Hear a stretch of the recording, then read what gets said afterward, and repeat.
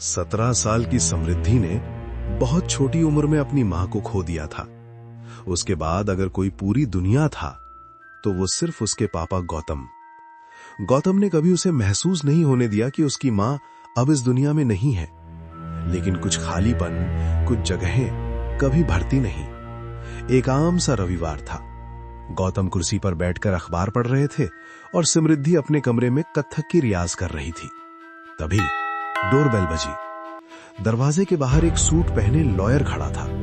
उसने बताया, आपके चचा का देहांत हो गया है और उन्होंने अपनी हवेली आपके नाम कर दी है। गौतम को यकीन नहीं हुआ। 15 साल से उन्होंने अपने चचा से बात तक नहीं की थी, लेकिन कागज सब असली थे। हवेली शहर से थोड़ी दूर थी, बड़ी, पुरानी और जरूरत से ज्यादा खामोश। गौतम जानते थे कि वो उस हवेली को अफोर्ड नहीं कर सकते, लेकिन समृद्धि की आंखों में चमक थी। पापा, बस कुछ दिन, उसने कहा, और वही गलती थी। हवेली अंदर से भी उतनी ही भव्य थी। समृद्धि खुशी से हर कमरे में घूम रही थी। तभी वो एक बंद दरवाजे के सामने रुकी। भारी लकड़ी का दरवाजा, बड़ा सा ताला और उस पर संस्कृत में खुदा हुआ एक वाक्य। जैसे ही समृद्धि ने ताले को छुआ, उसके पूरे शरीर में तेज झटका दौड़ गया और उसके कानों में एक औरत की हंसी। वो पलटी, कोई नहीं था। रात को हवेली सोई नहीं थी। गौतम की नींद टूटी। घुंघरू, धीमी, फिर तेज, जैसे कोई नाचते हुए पास आ रहा हो। गौतम उठा। कमरा खाली था। समृद्धि के कमरे में गया। वो वहां नहीं थी।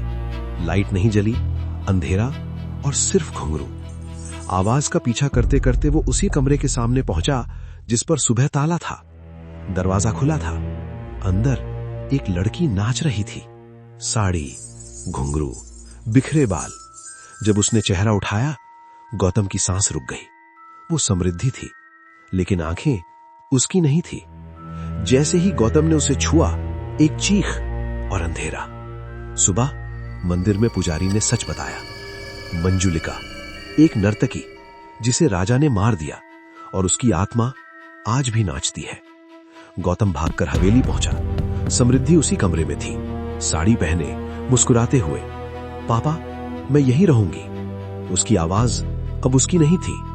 जब समृद्धि ने गौतम की गर्दन पकड़ी तो पुजारी पहुंचा। गंगा जल, मंत्र, कमरा फिर बंद हुआ। गौतम समृद्धि को लेकर हमेशा के लिए चला गया। आज भी समृद्धि नहीं जानती उन्होंने हवेली क्यों छोड़ी, और गौतम जानता है, कुछ दरवाजे बंद ही अच्छे होते हैं, क्योंकि हर घुंघरू नाच के लिए नहीं बचता।